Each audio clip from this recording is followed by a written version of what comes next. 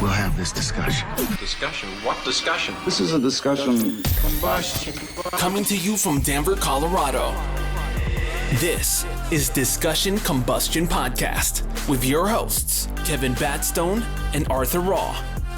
Let's just keep it going.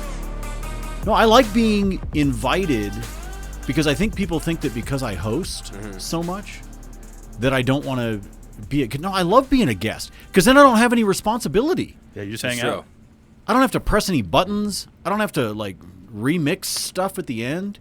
I just show up, I drink other people's beer, and then I'm like, all right, peace out, y'all. I'm out of here. That's why I like being a guest. And then it magically appears on all the platforms. That's the hope, at least. Yeah. No, I agree And with it that. doesn't really matter what I do because unlike a vast majority of my life, the FCC can't touch me. So I like being on this kind of stuff. I can start dropping 4-letter bombs. I can have it. Nobody cares. Oh, yeah, Nobody cares. At least none of the input. See right there. That We're right 18 there. The plus FCC here. is like, well, you really Cheers, probably cheers. cheers, guys. Cheers. Thanks for the invite. Yeah. The FCC says, well, no, you can't. You're not supposed to do that on the air.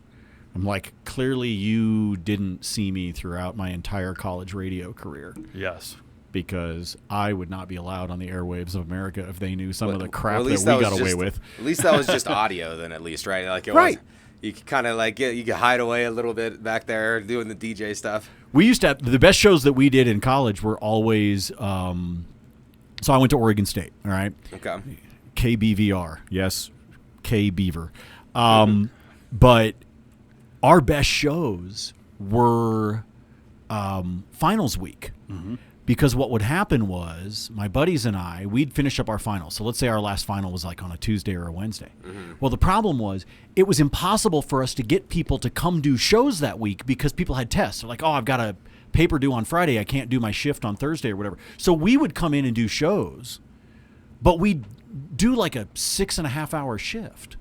Well, we were doing a 6.5 hour shift, usually at night, and we were done with finals. Oh, hell yeah, we were drinking. We were getting looped on College. the air. It's college, right? It was Yeah. college. That was the and our friends would show up. Isn't everybody doing that at that age? Our friends would I mean, you show up think- instead of like people would call like I'd like to request a song, right? No, our friends would just show up and bang on the door of the studio until we let them in, and they would come join us for the shows. But they'd come with like a case of, and it was college, Yeah. so it was crap beer.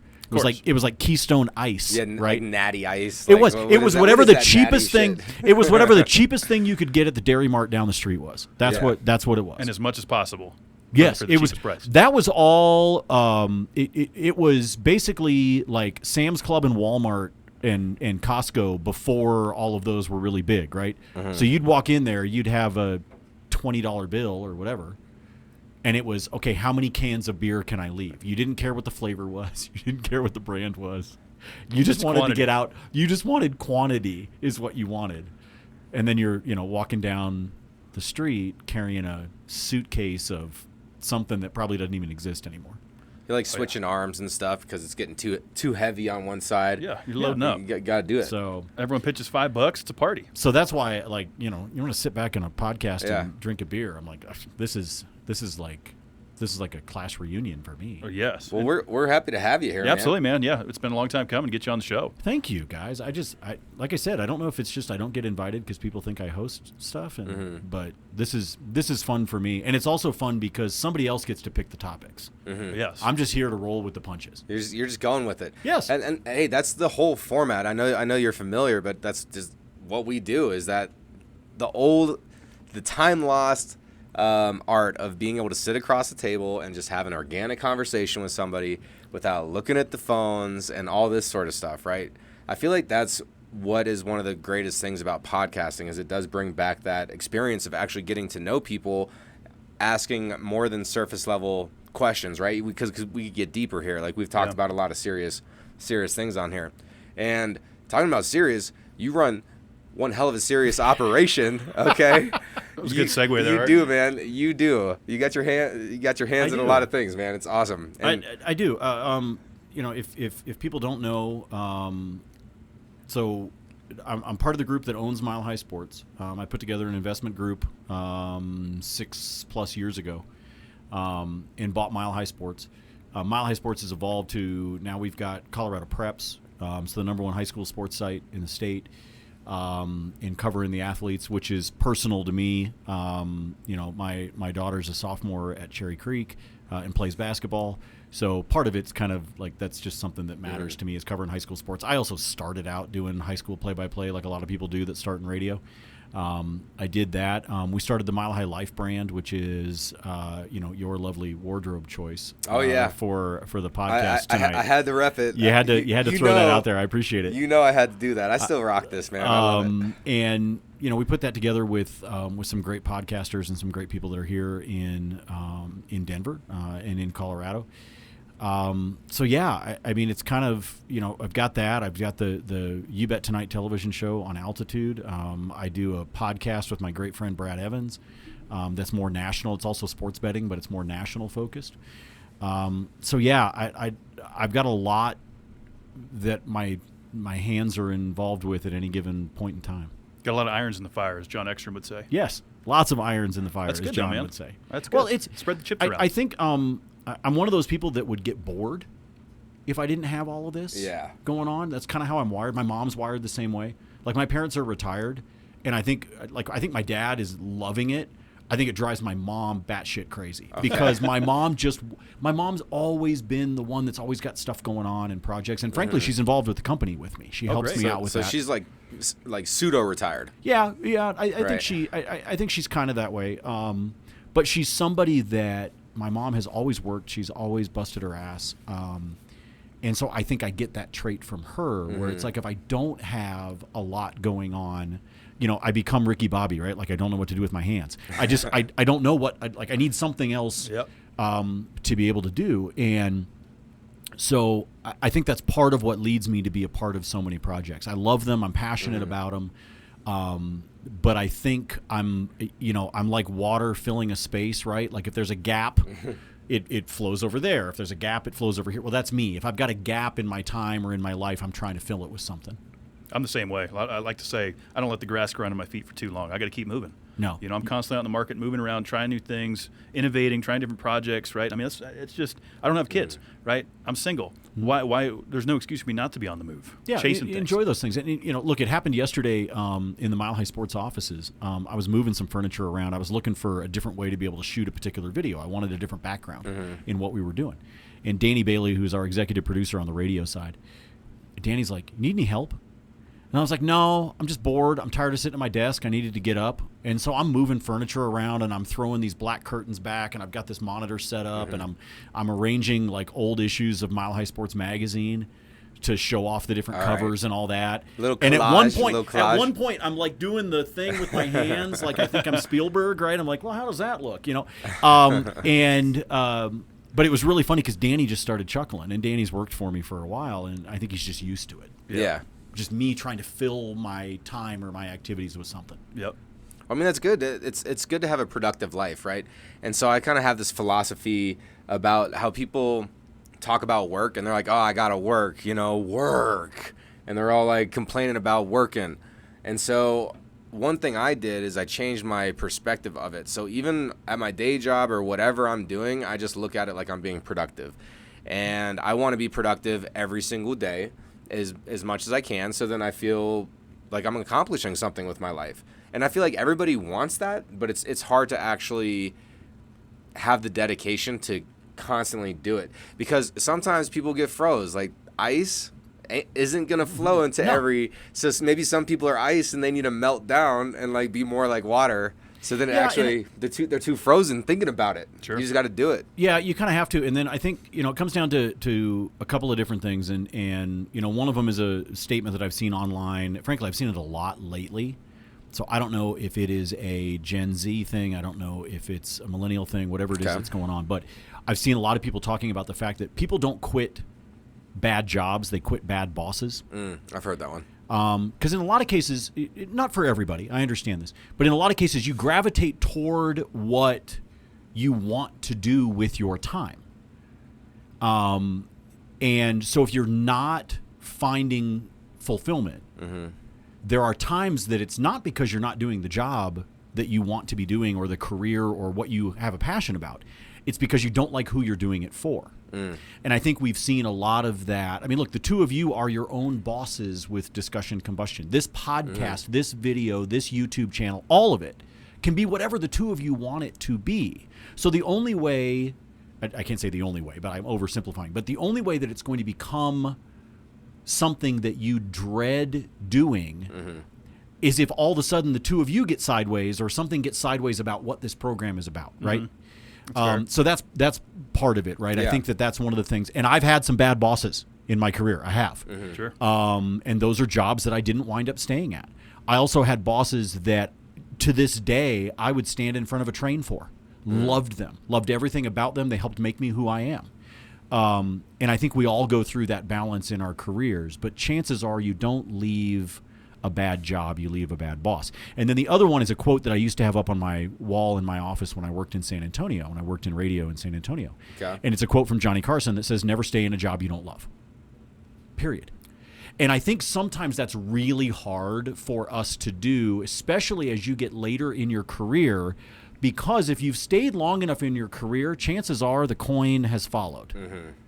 Now all of a sudden you're making better money than you were when you were in your 20s or when you were in your early 30s, whatever it is. Yeah.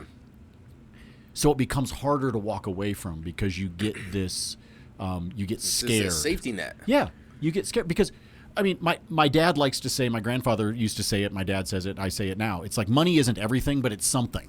It is. Okay? I mean, because I think anybody that wants to be like, money can't buy happiness. Okay, science has actually proven that money can. Okay, so, you know, knock it off with your little, I think it's a lovely little bumper sticker, but let's be honest. Yeah. Having financial freedom Yep.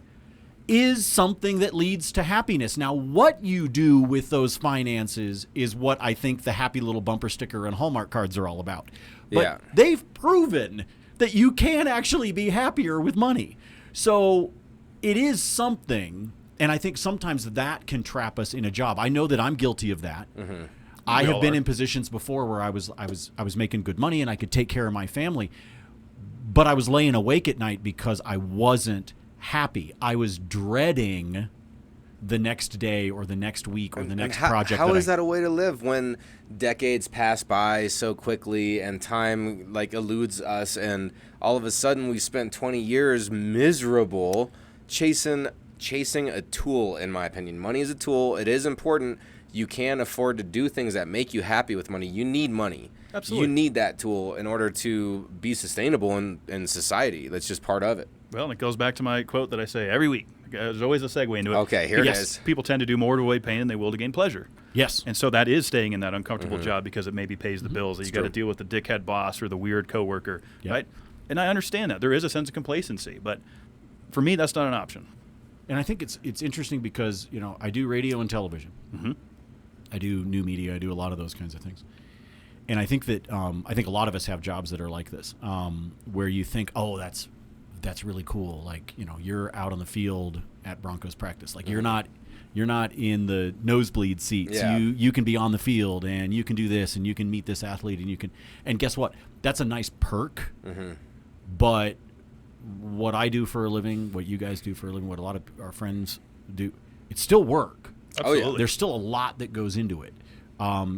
Yeah, it's interesting. You know, if you're at a game or you're watching a game, you know, I'll use my good friend Scott Hastings as an example on Altitude with the Nuggets broadcast. Like, Scotty is courtside. He fist pumps those guys when they're coming off the bench, right? They all know who he is and all of that. But Scotty busts his ass to do that job, Yeah. to study up on every opponent, to travel. Be educated, yeah. To be educated, but also to travel. The travel part of it is a pain in the ass, folks. Yep. It sucks. I know you think it's cool that you're flying on the Yeah. team plane. Man, you are flying into the next city. You're landing at 3 a.m. You're going to the hotel. Your sleep schedule is jacked. And now you got to prepare sometimes on a back-to-back to turn around and do it all again. And, oh, by the way, you're on camera. Yeah, Which so means you better look decent. You better look good. You better be it's smiling. You better have all of that going on. It's so because true. the fans aren't going to forgive you. No. Because when the game ended at 10:30 and they shut off the television, they went to bed. Like, they're rested. They're ready to go. They didn't have to live the life that you do. So Yeah. it's why I I think I have watched people, especially former athletes, try to get into my business that fail. And they fail because they don't realize that it's work. They look at it as an easy ride. Yes. Going into broadcasting, going into journalism. Oh, that's going to be easy. Yeah. It isn't. It's a full-time job. I can talk about football.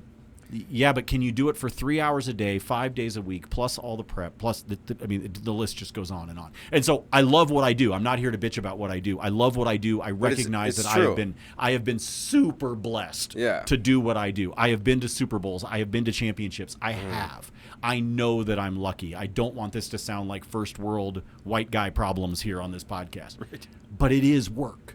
And you have to recognize that it is. And here's the thing, and what I like most about that is that you recognize that you are blessed. And I do that every single morning. I wake up, I'm fortunate, I'm blessed, and I count my blessings.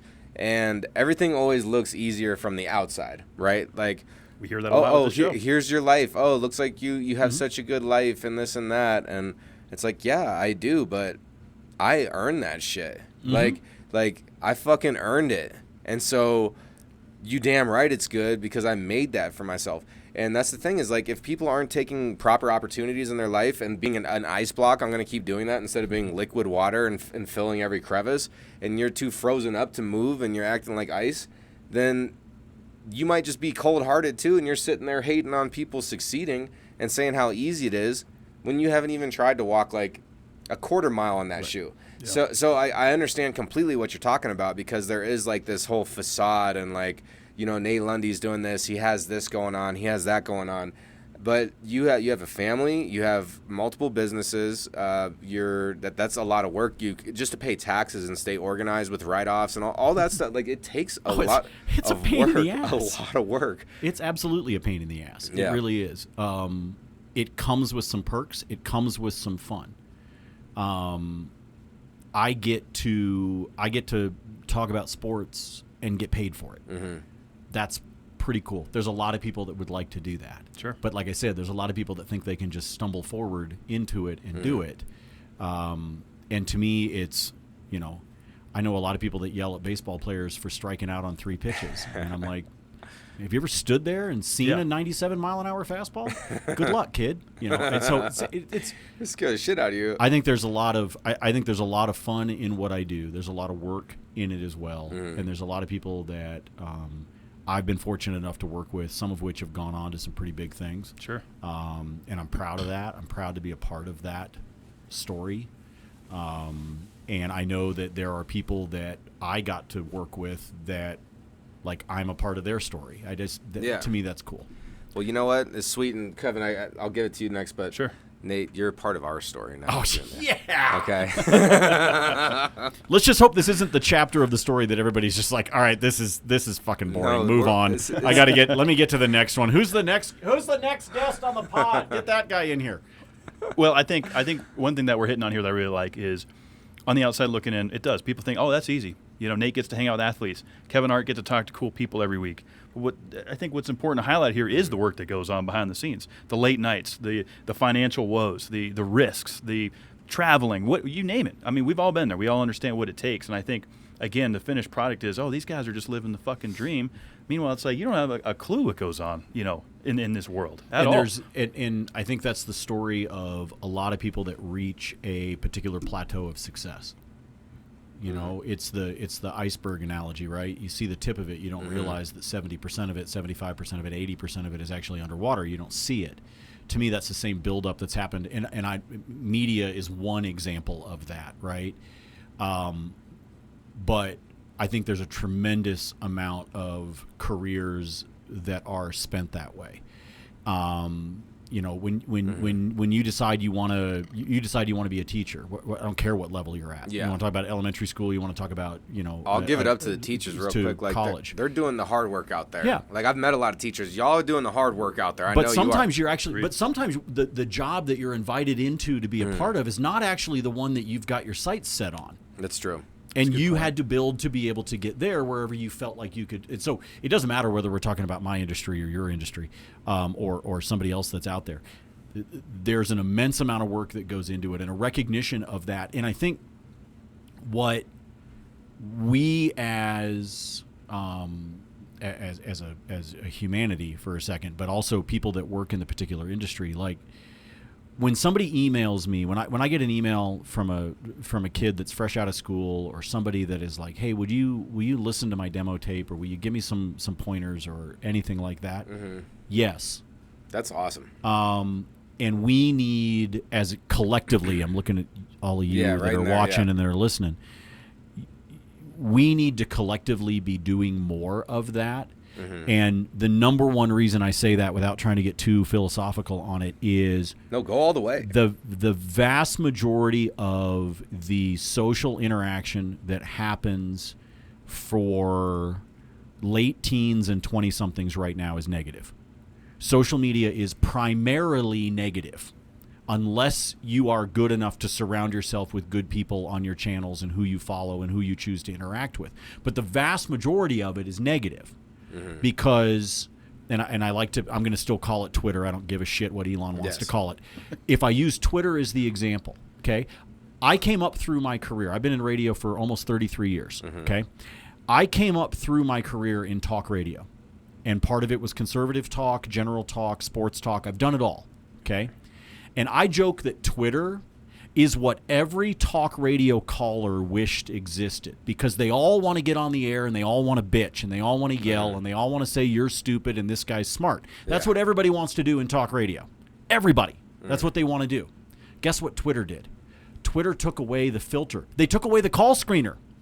The kids that I used to employ at my radio stations, who were in charge of taking your call, what is it you want to talk about, what is it you want to say to the host, and then the call screener would decide whether you got on the air or not. Twitter said, nope, hell with that. Twitter said, screw it. Here's a direct pipe. Say whatever you want. Mm-hmm. And so what happened is all the people that were angry finally had an outlet, that they were unfiltered and they could say whatever the hell they wanted. And unfortunately, what that's given us, not all of it, but a big chunk of it, is a cesspool of shit. Mm-hmm. And I think, unfortunately, we have, like I said, late teens, 20s, a population that's what they're surrounded with. So when they start their careers, what they desperately need is somebody saying, hey, you're doing the right thing, you're going in the right direction. And that, guys, bring it all in the big circle, that goes back to the iceberg I was talking about. You don't recognize all the work that goes in. But the other thing you don't recognize, for me, it's Andrew Ashwood, Gabe Hobbs, Kevin Matheny, Ken Charles. I can keep rattling off names that mean nothing to you guys, but guys that were my mentors, that were the ones that kept pushing me when I was coming up through my career to be better and to learn what I was doing. In your you life. need them. Yeah. And so it's why Kev's pushed you need those people so badly. Yeah, like my friends have pushed me. So can I come in on something here? Yes. You guys are gonna have to shut me up. We talked about this before we went on the air. No, we were kind of joking. You have to shut me up. No, we're looking forward to this. We're like we were joking about it. I was like, welcome to Discussion Combustion. Here's Nate Lundy, and then you talked the whole time. Hit record.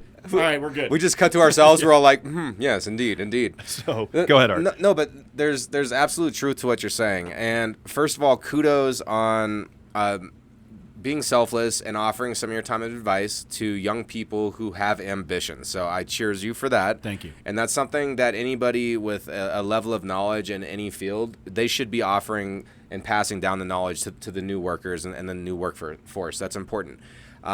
Also, to circle back to the social media thing, Kev and I, we're like that last generation where, no, we didn't have smartphones growing up.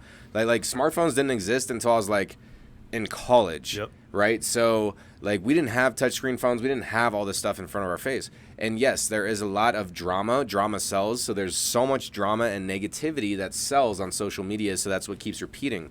And to all the listeners out there, if you are unaware of how your conscious and your subconscious work within each other, I'm going to let you know right now. So the subconscious is like an echo chamber to whatever you're experiencing in life, whatever you see in front of you, whatever you're smelling, whatever you repeat to yourself in your own mind, your subconscious is an echo chamber for that. So the more that you are entrenched in this social media and not allowing yourself time to be in your own thoughts, you are depending on other entertainment to consume your thought process, then you're repeating that back to your subconscious. And so if it's all negativity all the time, with affirmations, it starts echo chambering back. And then all of a sudden you're saying all this negative stuff to yourself. So that's the biggest challenge, is to put down our phones, be in our own headspace, learn affirmation, do things of that nature, like some meditating, walking in nature without music or anything on. I agree. It's a struggle, and it's something that we've brought up a lot on this podcast. We do kind of rag on social media a lot, but for the right reasons. I mean, obviously what we do, right, being entertainment, putting out podcasts every week, we have to be on there. Yeah. We have to have that presence. And, I think for me, it's just, I'm glad it wasn't around when I was, high school and that stuff, because I don't know if I could overcome the temptations of Facebook and all the stuff, all the garbage that's out there now. And I understand why it's so tough for these kids, and the depression and all the stuff that it's created, social anxiety. People don't even know how to have a conversation anymore because, like we mentioned, they're so used to being keyboard warriors on Twitter, and firing off their opinions there. But then when you get them live action, they just lock up. They don't want to talk. Let me talk to you over Twitter only. And the other thing, the other observation that I've made is, it is not just the conversation. It's there is an inability to understand how to resolve conflict. And good point. The example, and the best example that I see in that is because within social media, if you get to the point where you've pissed me off enough, I unfollow or block or mute, right? I have choices. Just within Twitter, I have 3 different choices of what I can do with you to make it so that I don't have to interact with you anymore.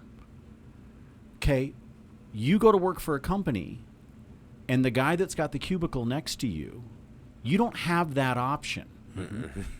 And so we have a generation that not all of them. I don't want to over generalize. Yes. But we have a generation that doesn't know how to handle conflict resolution, because their version of conflict resolution is to grab their phone and go block.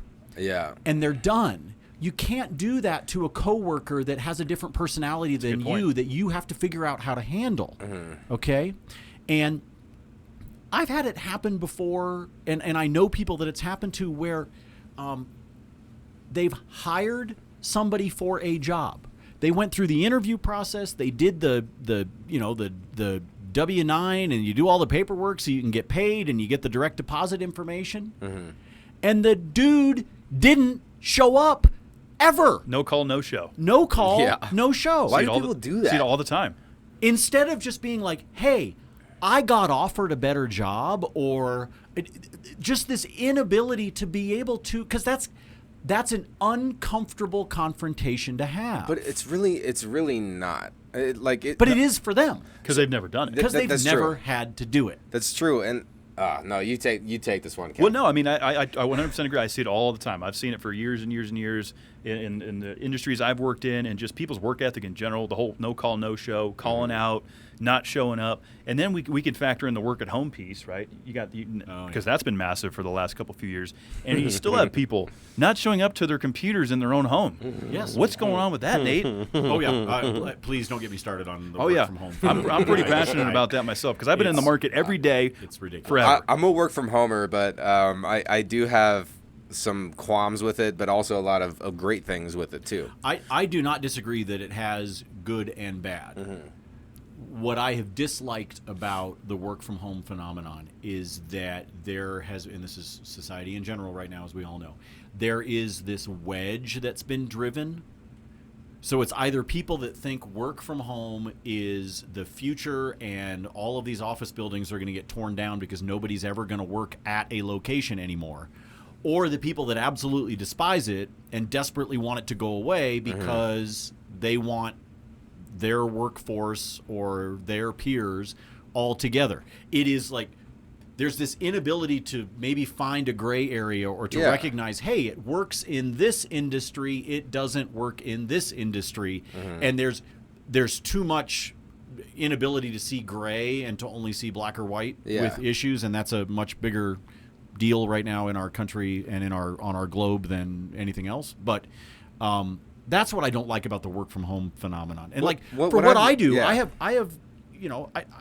have guys that work for me that cover the teams and things like that. I don't see them very often, but their job takes them to practices and shoot-arounds and skate-arounds. You get out of the house. And morning skate. And it's like it takes them to that. That's where I need them. Right. I don't need them at a desk in our offices. I need them face-to-face with Cale Makar to talk about him being on the cover of NHL 24 for EA Sports. Yeah, live action.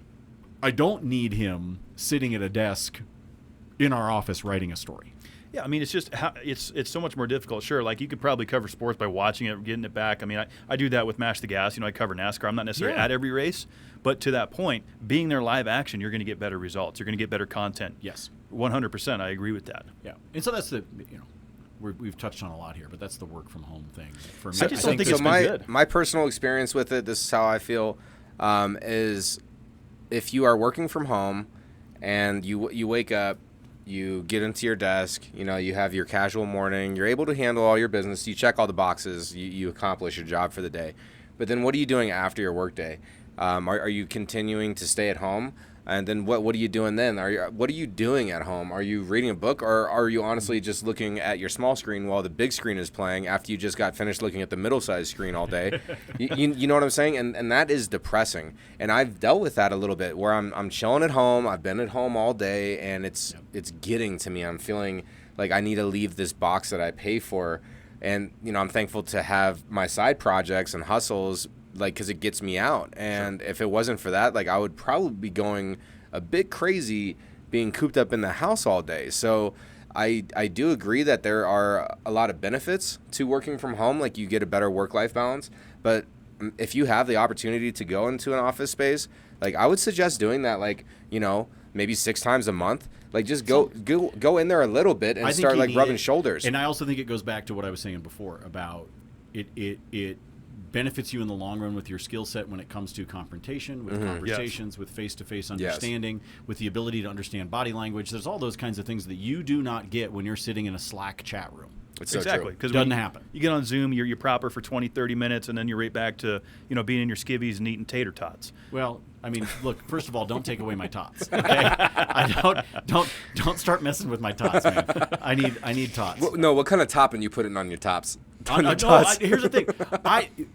If tots are on the menu. Yeah. And I've obviously spent a lot of time in sports bars. Okay, if tots are on the menu, it's happening. Okay. Okay. And then extra crispy. What are you dunking your tots in? Those are good. What are your condiments for the tots? Sometimes it's just straight up. They want to know. Sometimes no you ketchup? just want. Sometimes it's ketchup. Sometimes I just need the tots. How about the mustard? No, I'm not a mustard. Oh, now Nate. here's the thing though. Nate. I am but I'm the guy that mustard. I'm just not an overall mustard guy. That's okay. Even on a hot dog. I can do it on a dog. Okay. But even there, I'm one of those sacrilegious people. You give me ketchup and relish on a dog, I'm good. Or I was just at the Rockies game on Monday night, and I'll get the Rockies dog with the peppers and onions and, so good. and kraut. That is good. That is good. I don't put anything else on it. It doesn't need anything else, folks. It's a hot dog the size of my forearm, and it's got peppers, onions, and kraut. I don't know what else you need. I don't know why you're trying to drown this thing. That's all it needs. Trust me. God bless America. The Rockies dog is good. It'll definitely. Rockies dog is great. It's so good. It'll give me the 2-toot salute, but I'm okay with that. Oh, especially if you're down in some IPAs or something while you're there. It could be a rough night. It can be you kind of, but again, you're in an outdoor stadium. Yeah, that's true. Right? That's you just all right. kind of you just kind of look around like you blame it on the guy in front of you, right? He's probably blaming it on you. Yeah. His kid down the aisle is blaming it on the kid in front of him, right? Somebody's blaming it on the dog, even though there's not a dog there. That's just what happens. There's definitely some dogs in the audience. They're just not canines. No, there's I do not disagree. Those are good. But yeah, I mean, I don't know how we got into Rockies dogs. Oh, well, we were talking about folks getting off Zoom calls, going back to eating their tots. Going to tots. Right. So finish I think tots. Yeah, finish your tots. Just finish your tots. And if you're not going to finish them, offer them to me. That's all I'm saying. Yeah, that's too funny. So one thing I can't resist ordering is the pretzel with cheese. If they got a pretzel with cheese on the menu, I'm like, I got to give that a taste. Got to give it a taste. That's America. Now, no, Murica is not the beer cheese. Murica is that little cup of cheese that you get that probably that will survive the bomb dropping. Oh yeah. Right? That cup of cheese will still be valid. The expiration date will not have hit, even if we wind up in WW3. That's a good point. I'm just saying that because that stuff, I don't even know what that chemical is. It's not even cheese. No, it's not. It's not. But we all know the color of it. It's it's a very distinctive but orange. on a pretzel, it's really good. It Then is. if you get the legit, like go to like a German beer hall where they will bring you the beer cheese. Oh yeah, get out of the way. Oh, it's so good. I'll climb over the table. I'm always like, why did you bring me 1 cup of cheese? You know I'm gonna need 2. Yeah, we give need me more. extra 50 cents. I don't care. Put it on the table. Or we got to charge you extra. Yeah. Don't look at this face. Bring me the cheese. Put the cheese on the table. I don't like. Do I look like I care that I got to give you an extra 50 cents? No. Where's the cheese? We need more cheese. Condiments are always the first to go. That's I feel too true. like. It's Yes. too true. And then you're just there, just scraping up the leftovers out of the bottom of it. You got like a whole half a pretzel left and shit, and no more cheese. No. It's like, if you are unfortunate enough to have to be a waiter or a waitress that has to deal with me, you just go ahead, double down. Just go ahead and do it. Yeah. I think you'd be pleasant. I feel like I'm you'd good be all because right. You probably frequent places, service so you can't afford to like. service Yeah. industry people are the most shit upon people in our society, and it's not even close. Like I know you gave a shout out to the teachers earlier, and they all deserve it, but people that willingly show up to work every day in the service industry, and I don't care whether you are at a high-end restaurant or you are at a dive bar on Colfax. That's exactly. I was gonna say Colfax. Those people get so shit upon, and again, I keep tying it back. There is this social media has given this belief that you can just spout off at somebody, and I mean, look, the Karen term is real. Now, I think it gets thrown around a little bit too much, but it's real. It exists. There are some Karens out there that I do this thing on Twitter every now and then. It's a thing called people I should be allowed to kick in the shins. And it's because it's the nicest way that I could come up with what I really wanted to say, right? So I say these are people that I should be allowed to kick in the shins. And I'll give you an example. One of my biggest ones is if you are standing in line at Starbucks, and that line is like 4 or 5 deep, and you get to the register and you still don't fucking know what you want to order, kick to the shin? I get to kick you in the shins. Wait, what kind of shoes are you wearing for this kick? Normally I'm in boots. Steel toe. Like I'm just in some toe. Nike tennis shoes right now, but I'm normally in some boots. I'm either in my cowboy boots or as Chad Brown nicknamed me when I was at the Fan when he and I did our show together. He nicknamed me Shorty Man Boots. So you know the Chelsea boots, the short ones? Yep. So I've worn those forever. I just don't happen to have them on today, or I'd hold them up for the camera. But Chad nicknamed me Shorty Man Boots. Okay. And he still calls me that to this day when he sees me. That nickname stuck. That nickname stuck, and he gave me that nickname probably 10 years ago. Okay. So a lot of times I'm in those too. But there are people that just deserve to be kicked in the I think shins. there's definitely some shin kick worthy individuals out there, and my Justin's is up for the Yes. job. It can definitely handle it, and I think that's a good example. I think another one I would add to that is people just walking around looking up at shit, like not knowing where they're going, and they're just in my way. If you're on the speakerphone of your phone in a Yes. public place, I should be allowed to kick you twice. A speakerphone, One I in think's each in there. shin. I'll do that occasionally, so I deserve some shin kicks. I can't. But Speakerphone in public, it it's no good. depends. It depends how packed the public is, right? Like if I have some space, like if I got like a 10-foot area, like I wouldn't mind holding my phone like this, opposed to like here, because then my elbows is gonna start hurting. All right. I don't See know. this? He's going to get kicked in the shins he- before this pod's He was over. he was giving me the look. You were I'm giving me telling the you, look. you can't. Like, You're setting yourself up for a because shin here's kick. because Look, here's I'm my just point. an If you're honest in guy. the, I don't know what you want me to if say. you're in the grocery store, you're in a coffee shop. I mean, shit. I've heard people doing it in the bathroom. That's That's no bullshit. good. Well, see, I'm not trying to have my conversation public. But part though, of me you know? also we gotta keep it. says, "Hey, I got to run into the grocery store. I will call you back in 2 minutes." Right. True. Click. Now, how do you feel about the people that walk around with one earbud in on the Bluetooth, and they're just walking around apparently talking So- to themselves? I'm not a fan, but that's like It's better. That to me is at least 2 or 3 steps on the scale higher than just walking around with your speaker Yeah.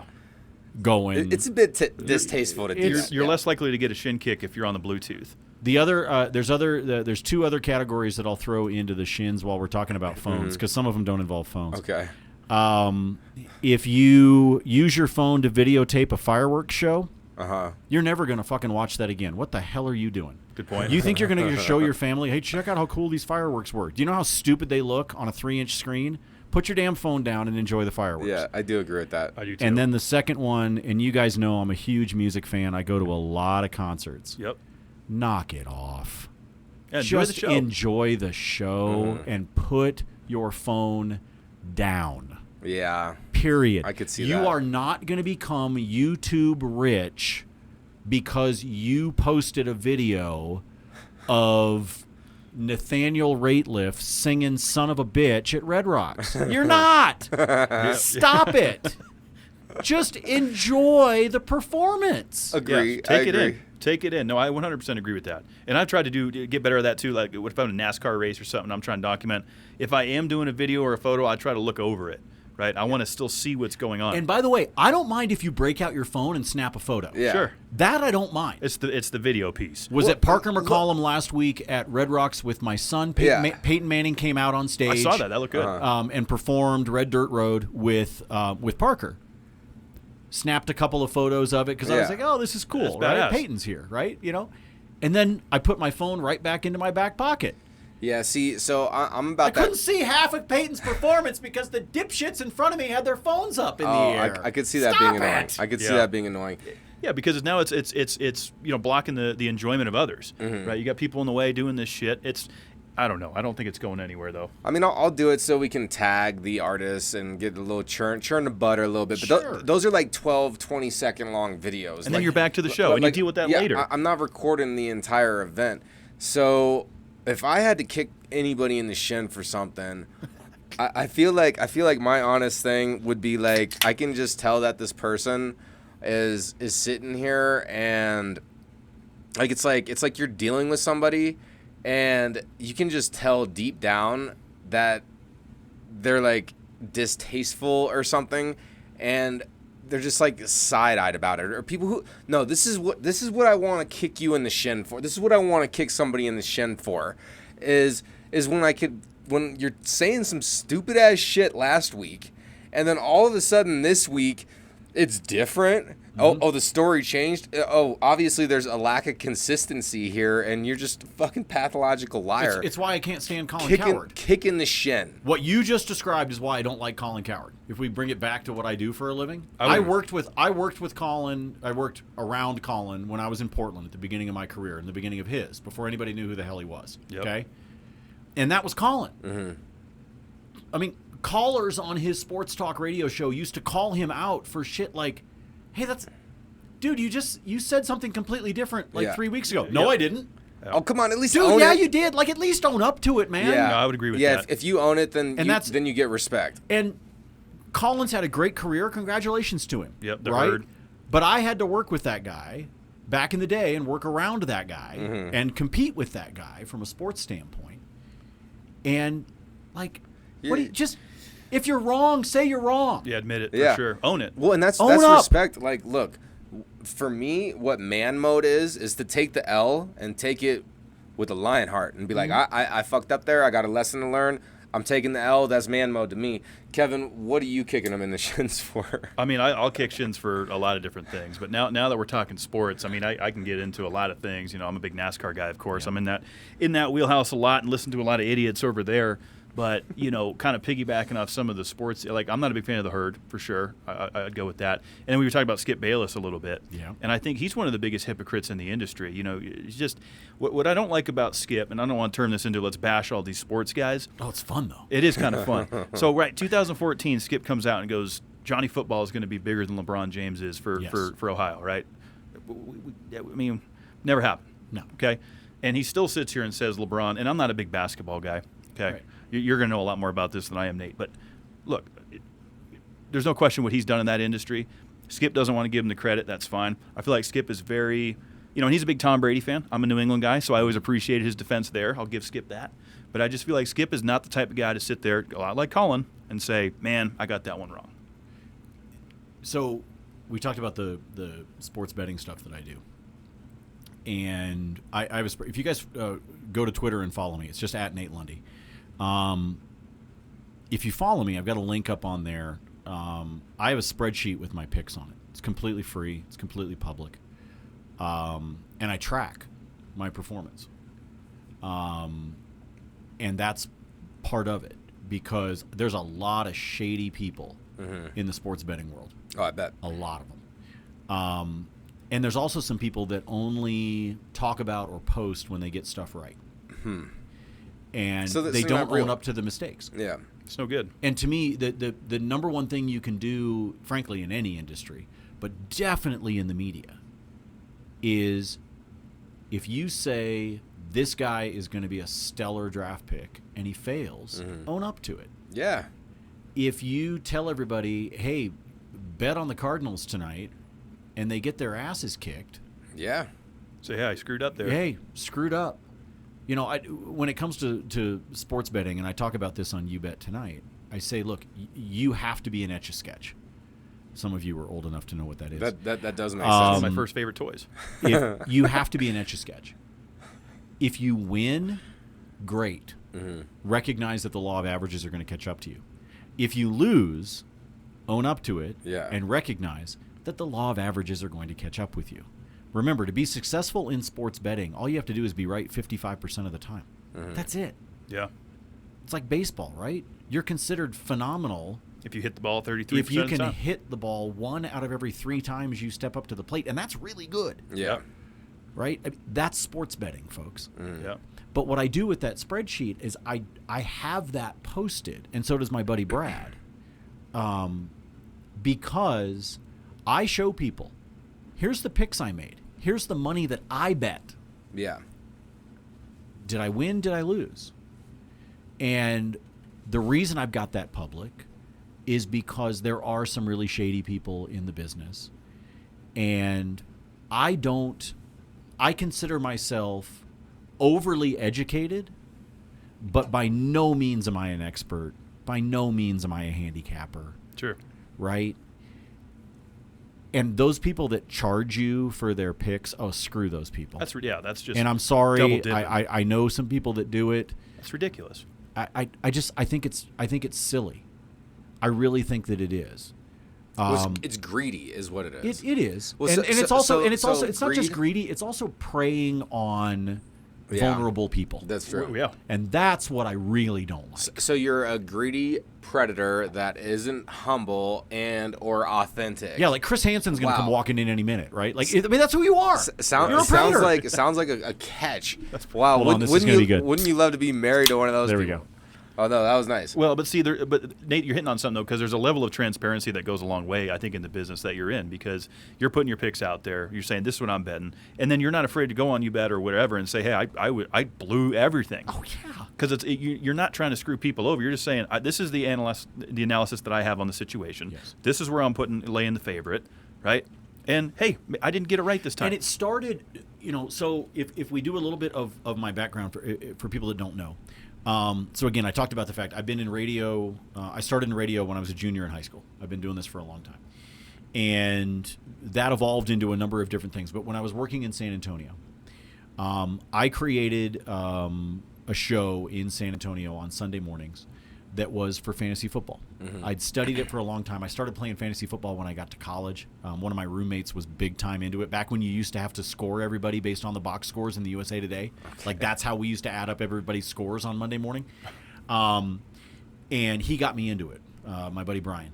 And so I always enjoyed it. I always kind of found ways to turn it. And I saw the industry growing. And so I was like, okay, we need to do something with this. And so I started doing a show on Sunday mornings, just locally there in San Antonio. People could call in.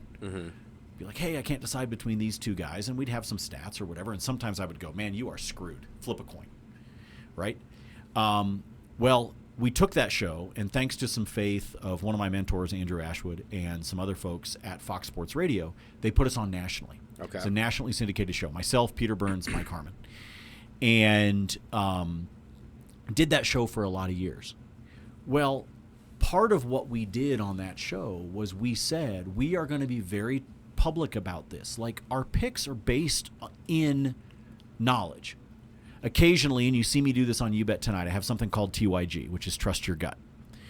Every now and then I make a pick just because I've got a gut feel for something. I'm honestly probably 500 in that, right? I'm right, I'm wrong, I'm batting 500. But part of that came about, TYG somewhat came about because of the fantasy football stuff. Because sometimes you just get that feeling like, man, I just think this guy's going to have a good game. And sometimes the analytics tell you that, but sometimes your gut tells you that. And the reason I've preached it for so many years is because I've said, at the end of the day, I am a dude on the other end of the camera or on the other end of the microphone, whatever you're listening or watching me do. It ain't my money, right? So at the end of the day, Go with your gut. trust your gut. I like that. And one of the things that Peter and Mike and I found on the Fantasy Freaks, the show that we did on Fox, was sometimes what was happening was people were calling in, and what they were looking for was validation. They actually weren't necessarily looking for us to answer the question.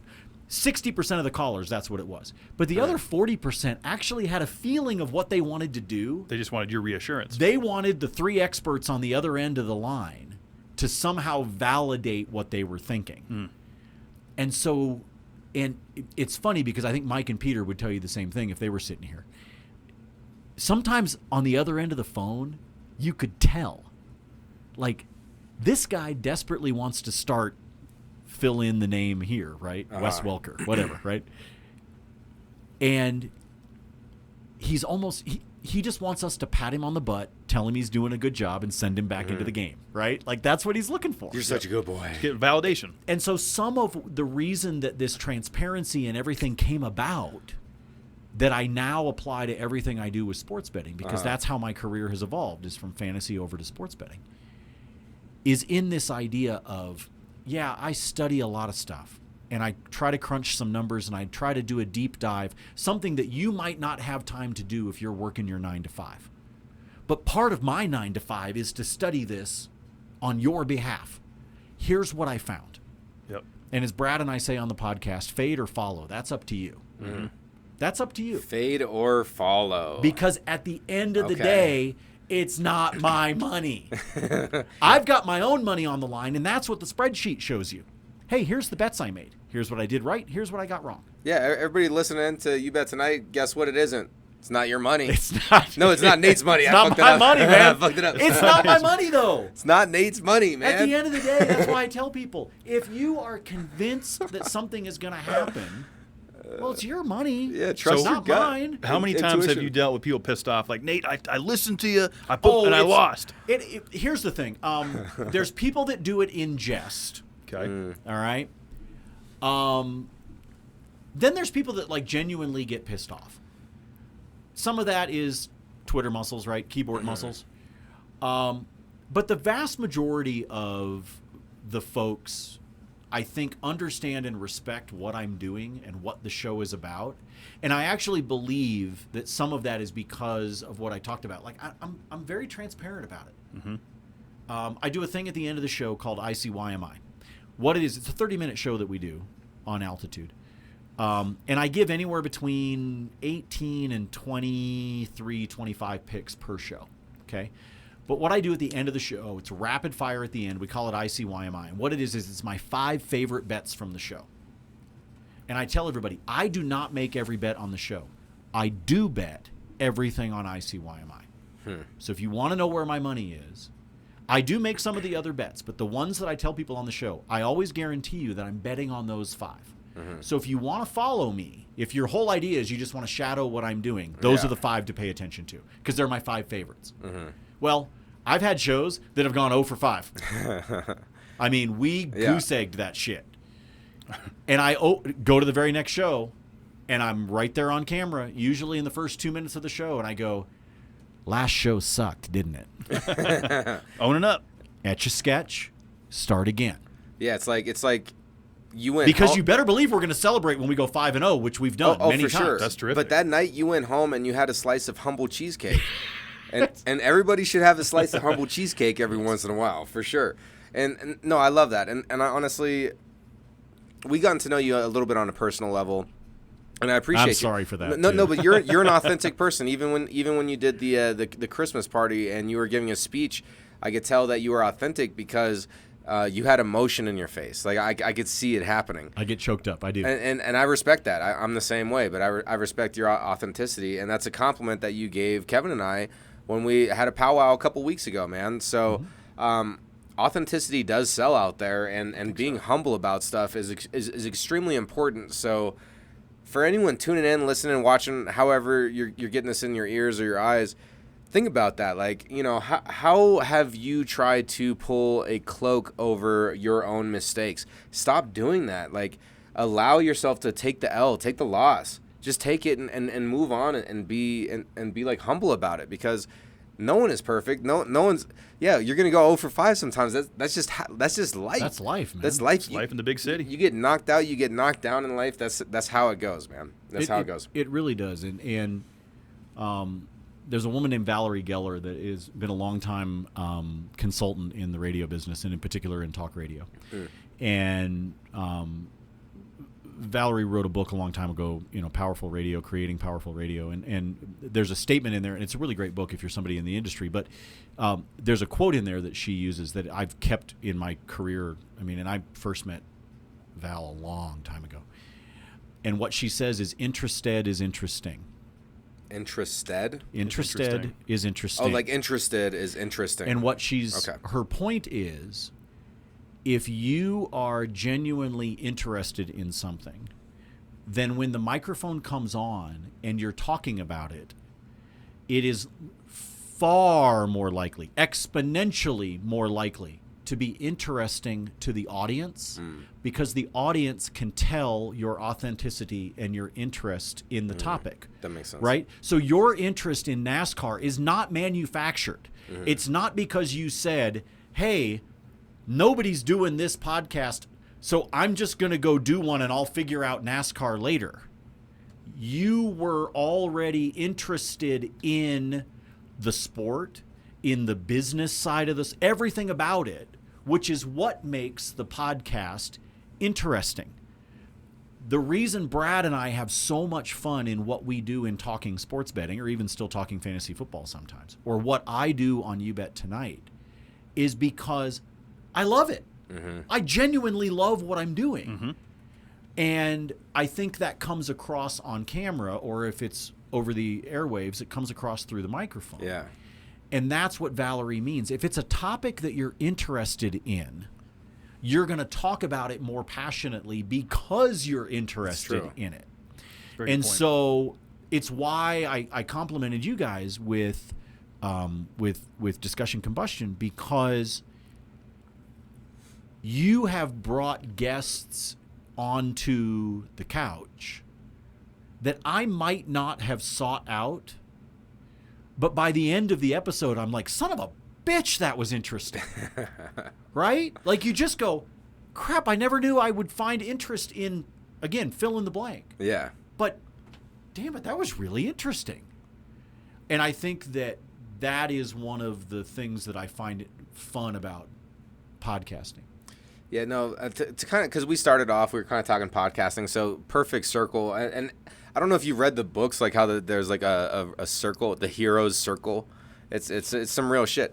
So, no, that's great advice, though. Interested is interesting, and that's beyond just entertainment. Like, if you're interested in something, people will sense that authenticity, and I love that we've kind of driven that point It's home. that idea of finding a career you like, right? Because you're interested in it. Yeah, and you're doing. You're going to be more successful because you're interested. Yeah, you actually care about it. You have fun doing it. All those things add value. Yeah. Right. I mean, that's what I tell people. Are you enjoying what you're doing, or are you just doing it to do it? Right. And just that's checking boxes. Money isn't everything, but it's something. Mm-hmm. You need to make a life for yourself. Absolutely. And I know that it's so much easier said than done. Make a life for yourself, but do everything you possibly can in your power to make a life out of something that you enjoy. Yeah. Like, I got lucky, guys.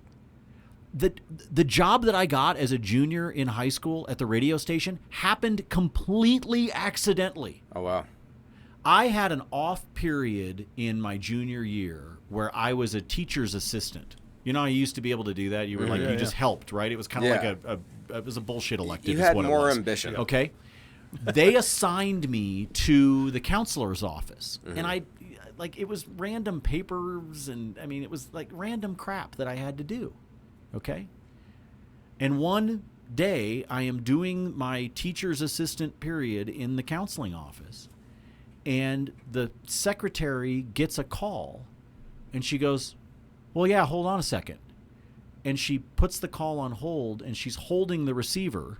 Mm-hmm. And she said, you're looking for an after-school job, right? And I said, yeah, actually I am. And she goes, here, talk to her. And it was the radio. What? It was the radio station that was a couple miles from the high school. Okay. I grew up in Corvallis, Oregon. It was a couple miles from my high school. And they were looking for somebody that from 3 to 5 every afternoon could come work the front desk and answer the phones and stuff, because the woman that worked at the front desk, Gloria, she was also in charge of scheduling all the commercials.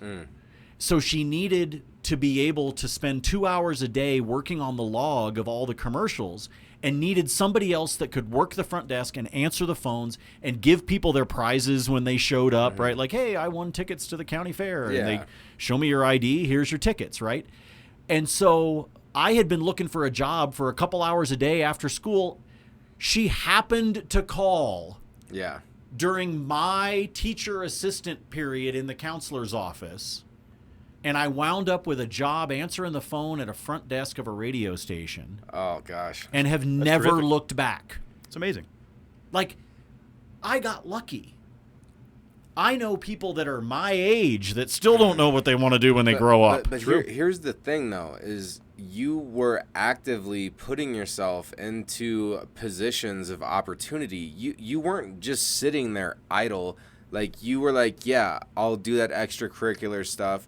And because you paid it forward, the universe provided to you. And God knows, as you guys have seen, I You can know? talk. So I think I got, Yeah. there was a little matchmaker going on there. There was. Working in radio. But then, a guy named Greg Chenoweth was the guy that did afternoons and nights. And one day I was finishing up at 5 o'clock, and he goes, hey, do you want to come see how everything works up in the studio? And I was like, fuck yeah. Hell yes. Let's go.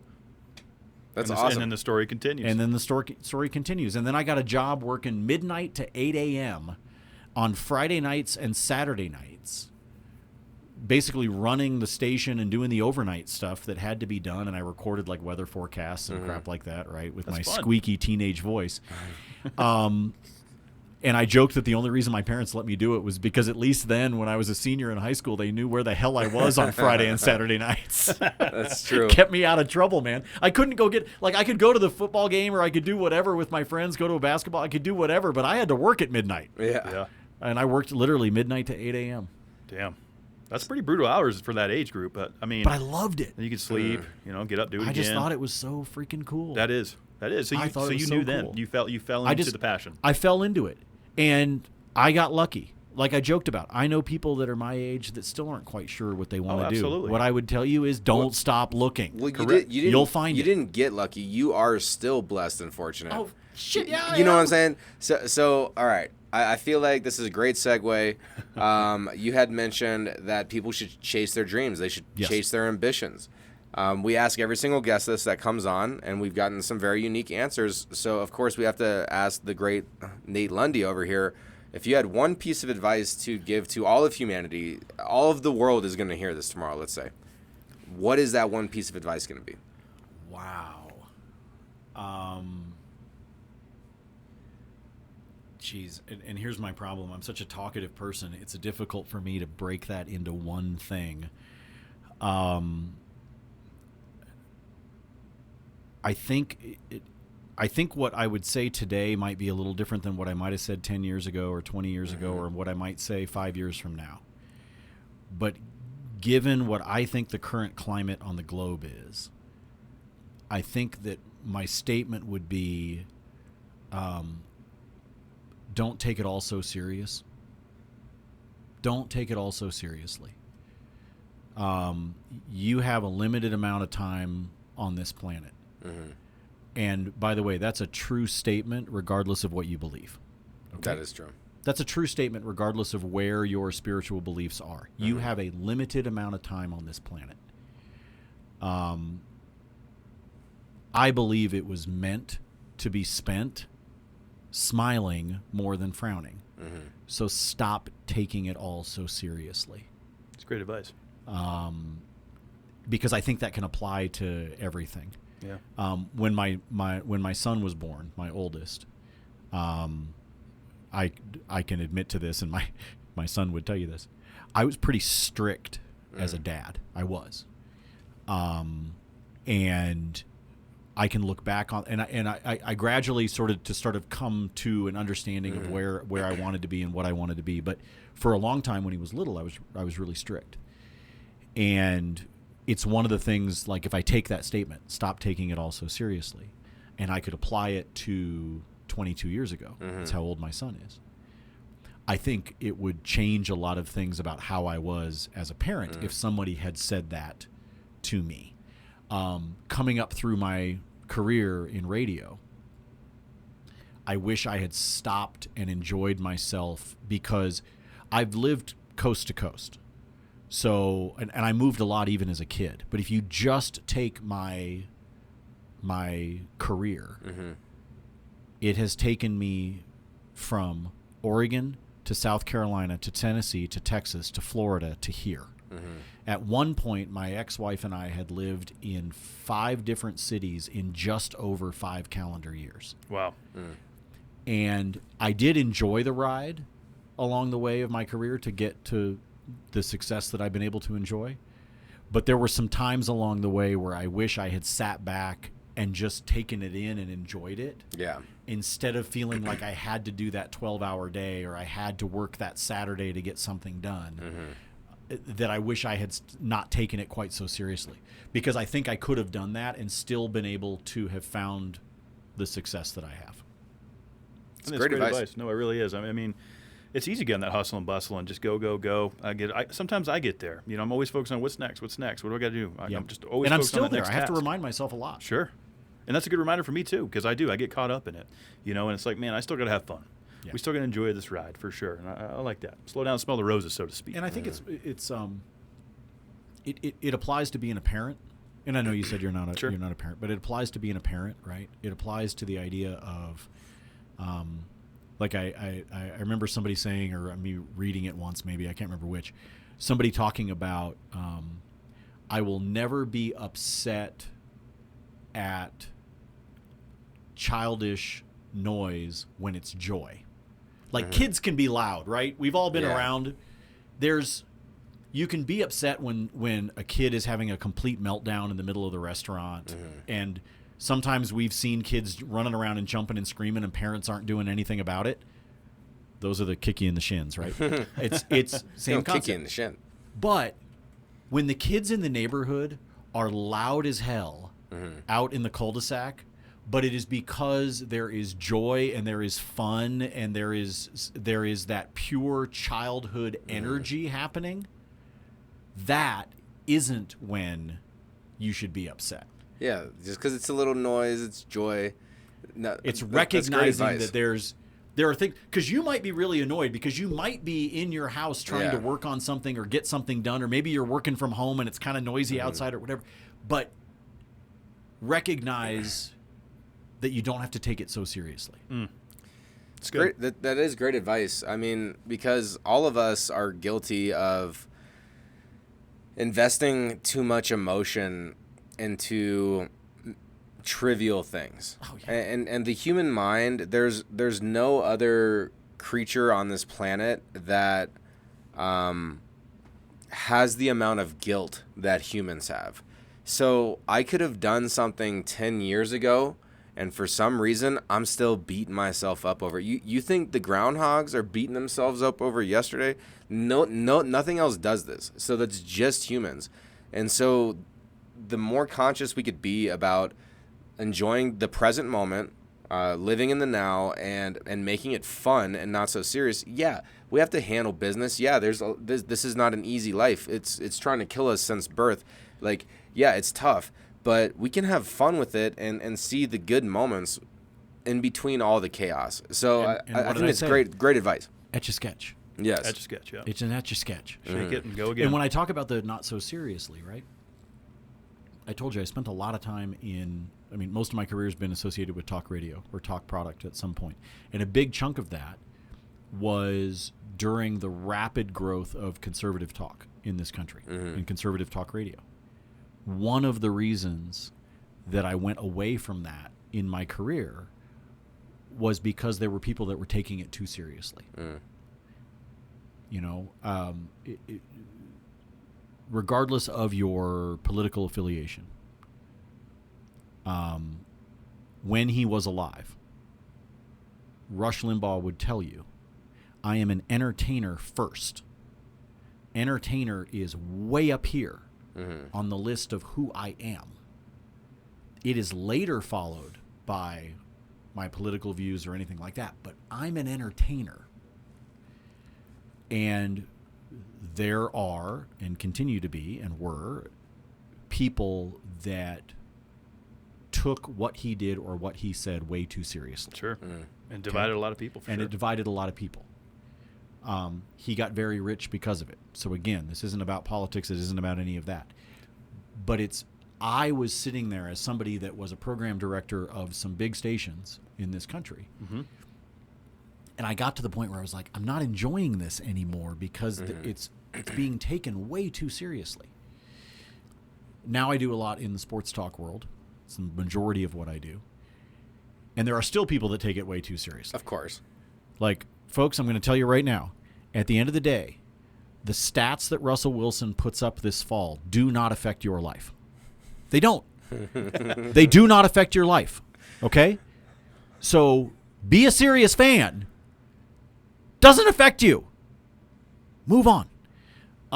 Now, the guys on the radio are going to argue about it like it's life or death. Yeah. And so, unfortunately, there are some fans that start to funnel into that particular silo, and they follow the flow.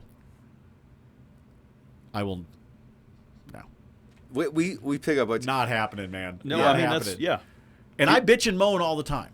I bitch and moan all the time. I tell people one of my favorite stand-up comedians is Lewis Black. Love Lewis Black. Because I identify with, like, I'm always pissed off about something, folks. That's where the I'm going to kick you in the shins came from, is because there's always something ticking me off.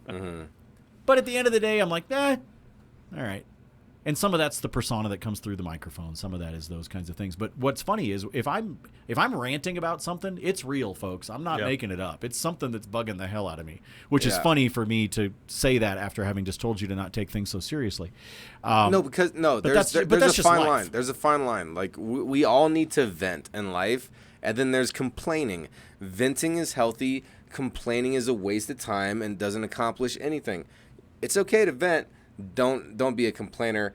I don't think you're a complainer, but we're gonna try not to be. We're gonna shut this thing that's down. Nate, you were right. The time went by. It flies, brother. It did, but It I did want to say this, man. Working with you on the Happy Friday Denver project, Mile High Life, was such an honor. Incredible. Yeah, we both had such a good time doing that, and we learned a lot from the whole process. You've always been an extremely humble man. I love that you give it up for the youth. You give them knowledge.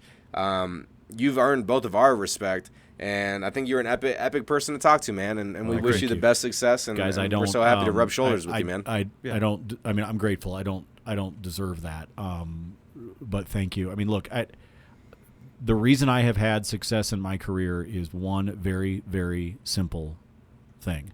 And that is surround yourself with people that are smarter than you are and get the fuck out of their way.